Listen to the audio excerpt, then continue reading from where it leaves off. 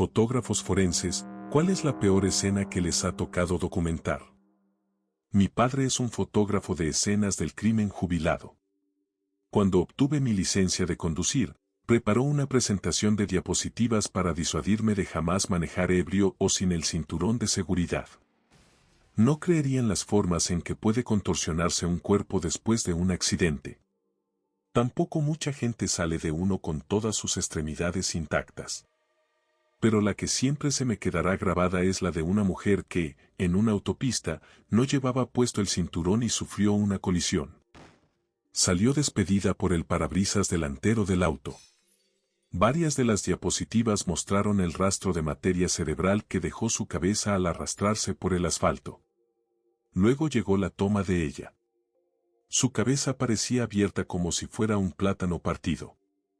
Todavía me da escalofríos solo de pensarlo.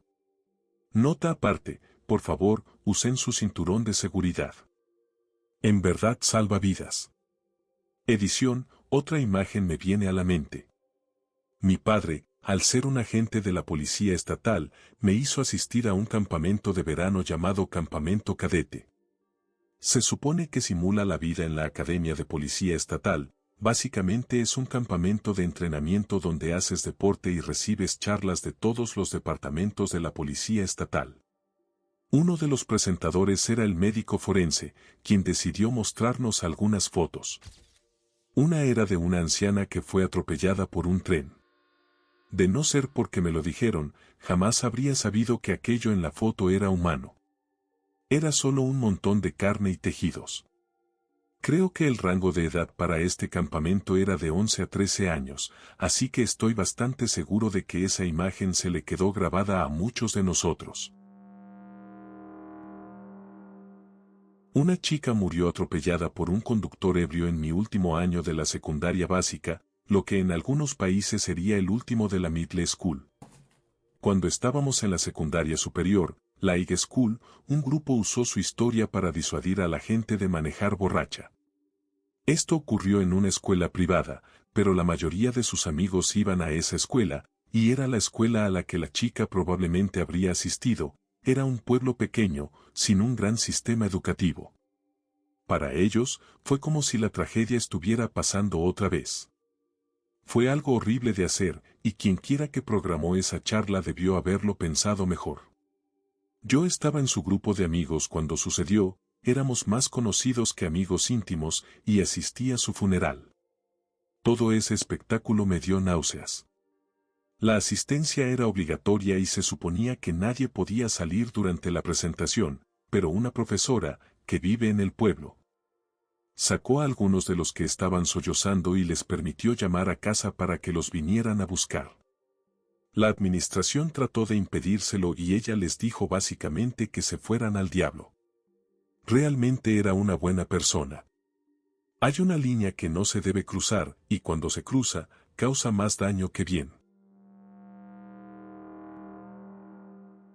Un paramédico jubilado dio una charla en mi secundaria cuando era más joven.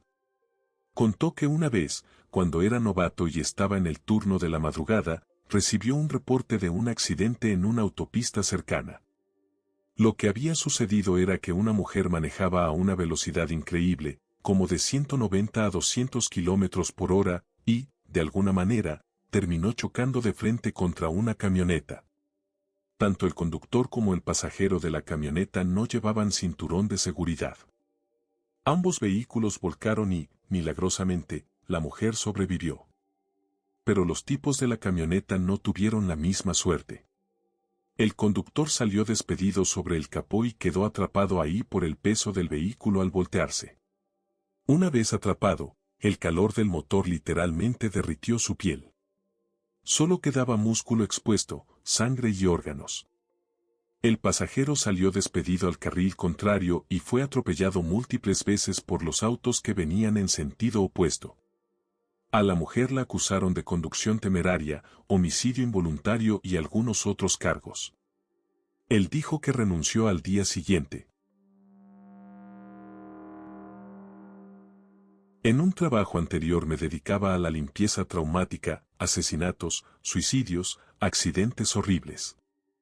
Esto no es exactamente lo que pides, pero tal vez a alguien le interese leerlo. El trabajo principal era restauración tras desastres, daños por viento, agua o incendio, que también incluía limpieza de alfombras y ductos de aire, y ocasionalmente, la mencionada limpieza traumática. No había mucho que ver porque los cuerpos ya habían sido retirados cuando yo llegaba. Uno fue el de una chica de entre 18 y 22 años, que había dado a luz hacía menos de 3 meses.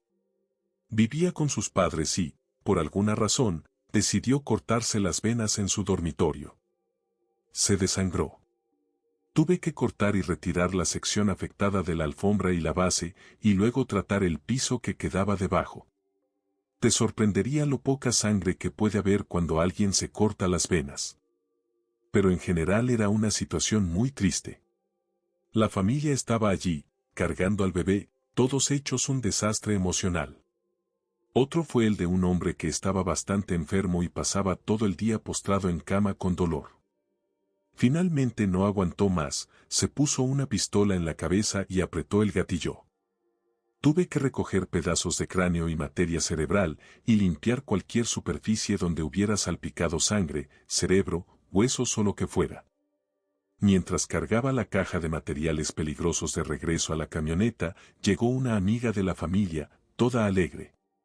Vio el logo de restauración de desastres en el vehículo y preguntó, bromeando, si se había reventado una tubería y mencionó algo de nadar en la casa. Me agarró completamente por sorpresa, así que tartamudeé un poco pero finalmente logré decir que no, y que la familia estaba adentro si quería saber más. Fue, en serio, uno de los momentos más incómodos de mi vida, porque ¿cómo diablos te preparas para algo así? Otro fue un doble asesinato en una casa donde las víctimas estaban viviendo ilegalmente. Había sangre por todos lados y estaba en una zona peligrosa de la ciudad, así que terminamos solo dando un presupuesto y yéndonos de ahí. Alguien más se quedó con ese trabajo. Luego estuvo el tipo que decidió suicidarse provocando a la policía, dentro de su camioneta. Nos pidieron a nosotros, por parte de la policía, que la limpiáramos. Por alguna razón, la camioneta estuvo estacionada en nuestro lote un par de semanas en pleno verano. Me mantuve bien lejos porque apestaba horrible. No estoy 100% seguro si al final nos hicimos cargo o si contrataron a otra empresa. Solo sé que yo no fue parte de eso y que un día la camioneta simplemente ya no estaba. Hubo algunos casos más durante mi empleo, pero esos son los que más recuerdo. Sin embargo, lo peor que vi en ese trabajo no tuvo nada que ver con la limpieza traumática. Una tubería se reventó en un consultorio médico durante las vacaciones de Navidad y nos llamaron para arreglarlo. Así que estábamos en una de las salas, secando el agua de la alfombra y poniendo equipo para ventilar el cuarto. La sala tenía ventanas que daban a la habitación vecina, así que eché un vistazo al pasar. Había dos mujeres con batas de doctoras paradas sobre una mesa haciendo algo. No pude distinguir qué era en el poco tiempo que tardé en pasar, así que seguí con mi trabajo. Como 10 minutos después, pasé otra vez por la ventana y miré justo a tiempo para ver a una de las mujeres apartarse. Tuve una vista perfecta, de frente, de un bebé al que le estaban practicando una autopsia. Estaba abierto y sus órganos estaban totalmente expuestos. Eso definitivamente me arruinó esa Navidad, y esa noche la pasé emborrachándome.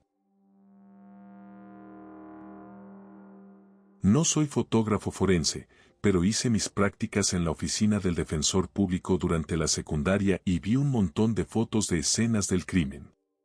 La peor fue la de una mujer que fue perseguida por toda su casa por la amante celosa de su esposo, quien iba armada con un cuchillo de carnicero. Había una serie de fotos que mostraban cortes profundos en la parte posterior y lateral de su cabeza. La última foto fue, por mucho, la más aterradora. Era un primer plano de su rostro, le faltaba un trozo en la esquina derecha de la frente y tenía los ojos completamente abiertos, mirando al vacío, directamente a la cámara. Durante una semana más o menos, veía ese rostro cada vez que cerraba los ojos al intentar dormir. Soy fotógrafo de un periódico y reportero de la sección de sucesos. Cualquier cosa que involucre a niños heridos es siempre lo más duro y nunca, jamás, se vuelve más fácil de sobrellevar. Siempre te sientes como el buitre más grande del lugar. Había llegado a la sala de emergencias del Centro Médico Natividad para cubrir una nota diferente. 10 minutos antes, Víctor Sosa, de 57 años y residente de Salinas, había muerto en esa misma sala después de ser apuñalado múltiples veces, apenas 2 horas atrás.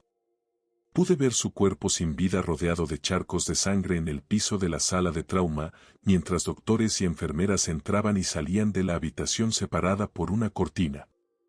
Estaba buscando un lugar para cubrir todo el alboroto sin estorbar, cuando 2 policías de Salinas irrumpieron violentamente por la puerta de la sala de emergencias con un joven ensangrentado y esposado. Era Richard Gutiérrez, de 22 años, que estaba siendo arrestado por el homicidio con arma blanca.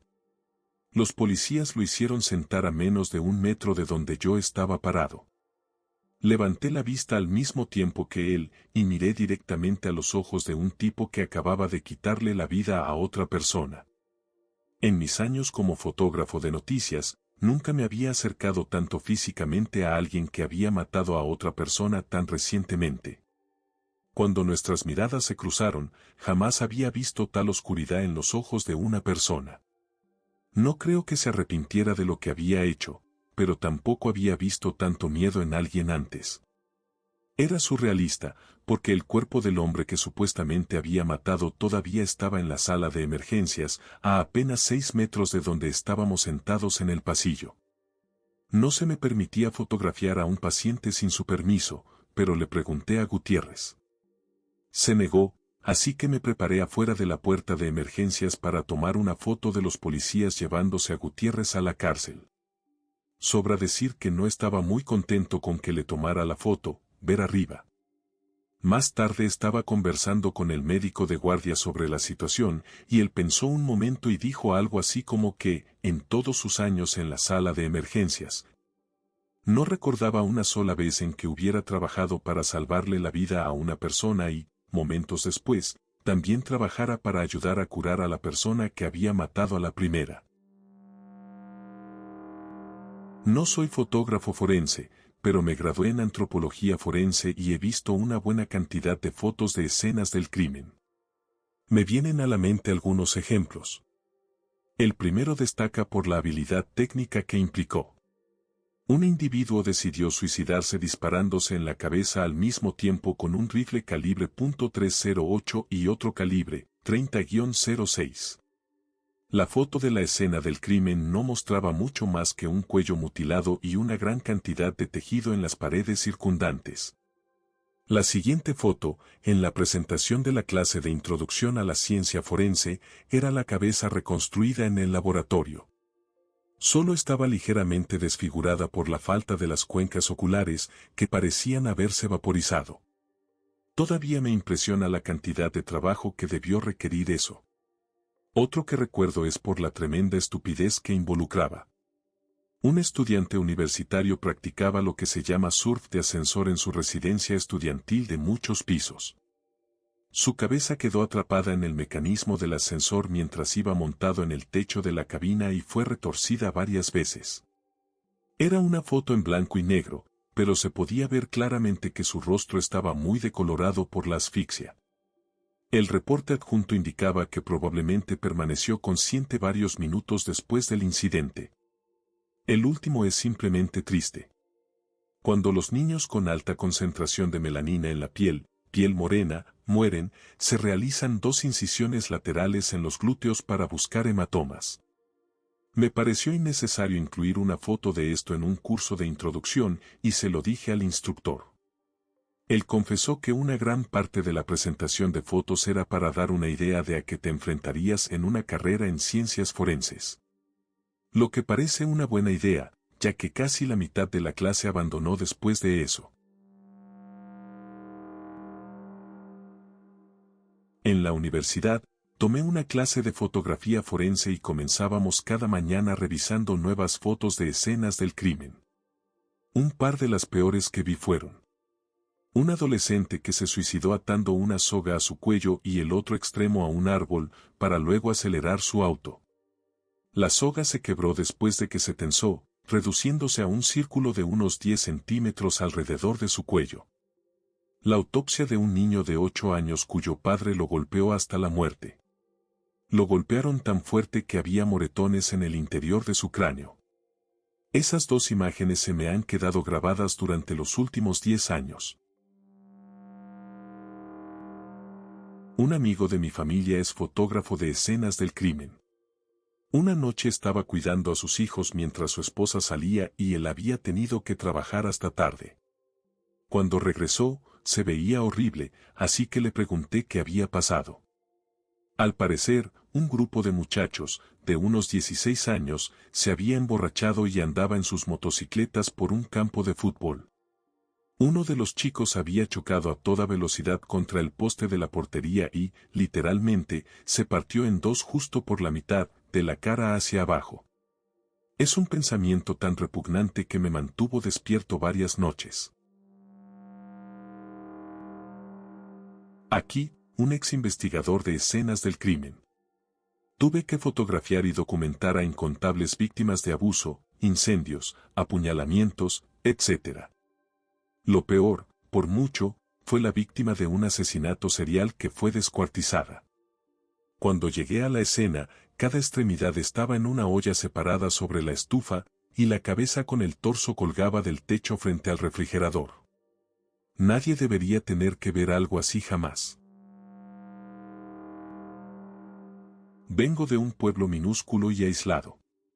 Era mucho más aislado cuando uno de mis maestros estaba en la secundaria.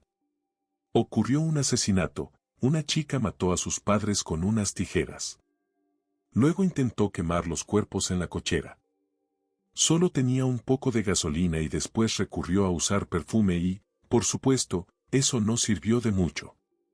Después de que la chica fue a casa de los vecinos y la arrestaron, tardó todo el día en llegar el único agente del FBI que podía atender el caso. Nadie había traído una cámara, así que llamaron a mi maestro. Él era solo un chico y, como era un pueblo pequeño, conocía a todos los involucrados. Además, estaba en plena ola de frío, así que su cámara se congelaba cada vez que intentaba tomar las fotos. La llevaba adentro para calentarla, salía a disparar unas cuantas tomas, mientras todas las autoridades lo observaban forcejear con el equipo. Finalmente, el alguacil, o sheriff, lo llevó a un lado y le dijo que las fingiera. Esperaron hasta el día siguiente y volvieron a fotografiar la escena en la mañana, cuando hacía más calor y el agente del FBI estaba desayunando fuera. El señor Sullivan era uno de esos maestros queridos a los que podías distraer pidiéndole que contara historias, y tenía muchas como esta. Aquí, oficial de policía. Asignado a la Oficina de Investigaciones Criminales durante los últimos 17 años como investigador de la escena del crimen y detective. Hay demasiados casos para elegir, pero los dos primeros que me vinieron a la mente son: fotografiar, recolectar evidencia del cuerpo y luego, finalmente, ponerlo en una bolsa para cadáveres y cargarlo fuera del bosque hasta la camioneta de la funeraria. La víctima era un niño de 4 años. Todavía vestía su pijama y tenía calcetines puestos. Había salido despedido de un vehículo tras un choque y murió en el acto. Sinceramente, tuve que ir a terapia por ese caso y todavía tengo pesadillas con esa escena. Soy un hombre de 49 años y, honestamente, regresé a mi patrulla solo y lloré cuando me fui de la escena. Fue espantoso. Un adolescente de 19 años se disparó en la cabeza dentro de su auto, en el estacionamiento de una secundaria local. En pleno fin de semana del baile de bienvenida, Homecoming. Con cientos de personas alrededor y en un estacionamiento lleno de otros autos. Usó una escopeta y la gente no tiene ni idea del horror de una escena así. También fue un caso trágico. Nada de esto se cuenta para glorificar la muerte. Absolutamente no es para burlarse o restarle importancia. En este trabajo no hay más que tragedia casi a diario, y esa es simplemente la realidad. de verdad que te desgasta.